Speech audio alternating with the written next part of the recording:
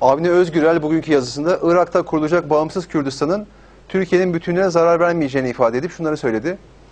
Cumhurbaşkanı Erdoğan'ın bağımsız bir Kürdistan'ı desteklediğini düşünüyorum.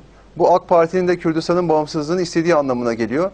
Barzani hükümeti bir saldırıya maruz kalırsa Türkiye'nin askeri, siyasi, ekonomik her türlü yardım yapacaktır. Ama işte Barzani'yi çekip vurabilir PKK'lılar. Bir yeğeni var, bir de o var. İkisini de vurursalar bitti yani. Çok tehlikeli olur. Onun için korunması çok önemli. Milli İstihbarat Teşkilatı tabii gereken titizliği gösteriyordur ama yine de ben vicdanen huzursuzluğumu dile getireyim. Yani çok özenli bir korunma, çok hayati. Yani böyle sürekli halkın arasına çıkan, orada burada gezen bir yapı riskli olabilir. PKK kalleş kahpedir. Uzaktan atışla vururlar.